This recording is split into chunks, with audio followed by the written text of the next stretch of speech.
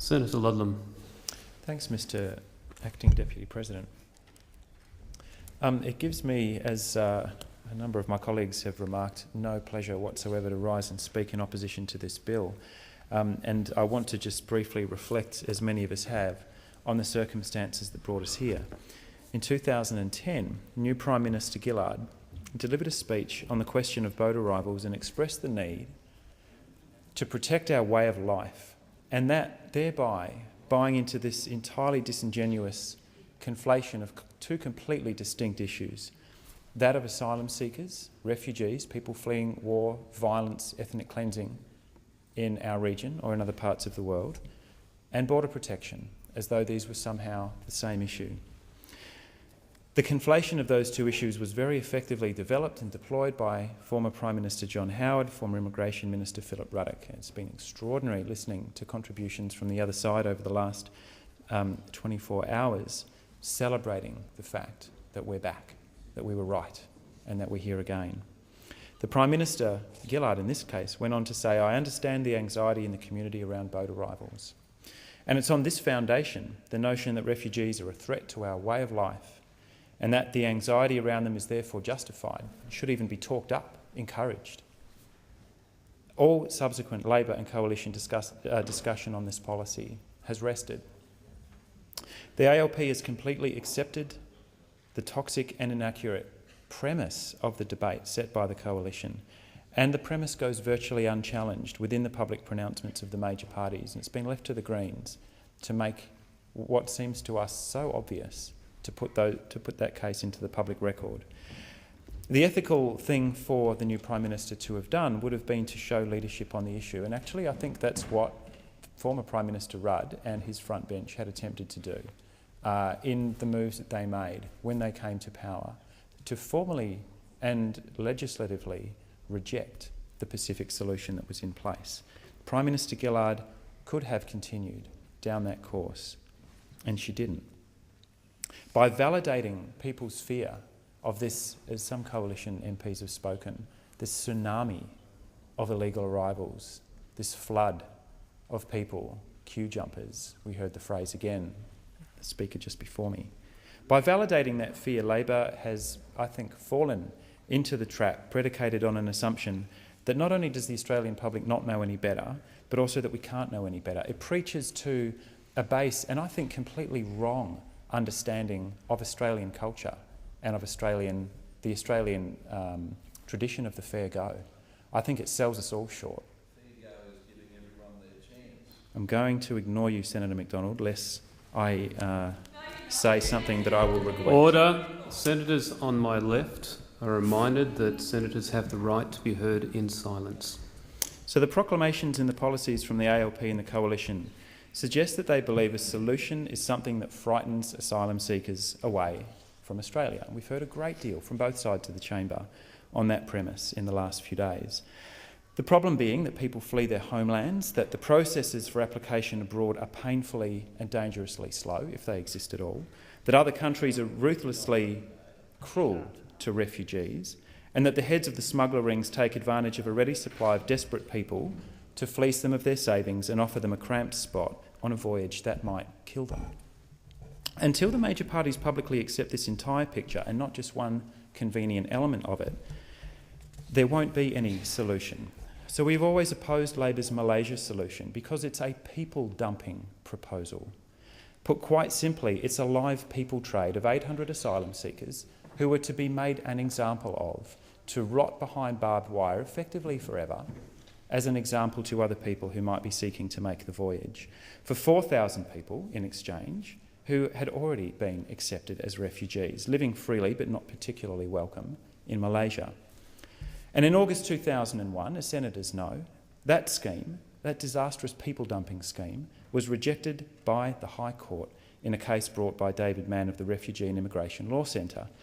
Mann is the grandson of refugees who fled the Nazis, with the help of people smugglers, I might add.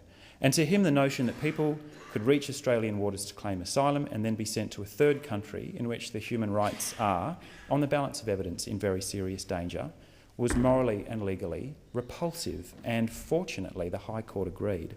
The decision not only rendered the Malaysian people dumping project illegal, it also cast doubt on the legality of all offshore processing, including on Nauru. The Greens, for that reason, opposed Mr Oakeshot's bill, which has effectively just stripped out what little protections exist at current law, and we therefore, of course, oppose this bill. To support either would have marked a 180-degree turn on very long-held principles and policies, and it would have been an offence to reason and decency and a betrayal not only of the people who are seeking refuge here in Australia, but a betrayal also of the many Australians who trusted us with their votes, knowing where we stand. A real regional solution would involve supporting human rights abroad, not only in the countries from which people originally flee, some of which we've recently invaded, but also those through which they pass on their way to Australia. And that means overhauling Australia's overseas asylum application system so that it is no longer so prohibitively slow, and significantly increasing Australia's humanitarian intake. And some of these recommendations, of course, were taken up by the recent expert panel. And some of these recommendations, we hope, won't be lost in the appalling furor that has erupted in this chamber, in this parliament over the last few days. The UNHCR's annual budget in Indonesia is around $6 million. If the government and the opposition are serious about saving lives, why not support the UNHCR in providing a safe pathway to asylum for genuine refugees? And of course, most of the people who do find their way here, as everybody knows, and I think most senators on both sides acknowledge, are genuine refugees, are people seeking the kind of violence that we would not subject ourselves and our families to were it occurring here. And the word queue is thrown around to depict boat arrivals as sneaky and unjust or even unchristian, one of the strangest contributions to the debate that I've heard so far. So in Indonesia, the wait in the queue to be resettled from refugee camps is 76 years. An immediate increase in UNHCR funding of at least $10 million from Australia will at least increase their capacity to assess asylum applications. This, of course, was rejected by the major parties. So early last year, a Hazara refugee in Leonora detention centre told a journalist this. He said, "The people of Australia must understand we are not criminals. We are homeless. If peace in Afghanistan comes back, we won't stay in Australia because we love our country and we all want to help our nation. If Afghanistan has peace, nobody comes across a big ocean with 99% chance of death for a 1% chance in a small boat to come here. Many Afghans died in Malaysia to Indonesia trip. All Afghan people take risk and our life risk because they want to work here for peace. Their life is in danger. Because of this, they cross the ocean to reach here and want protection in Australia." And that, I think, is something that has been so completely lost in this debate. How dangerous and how serious does your deterrent have to be?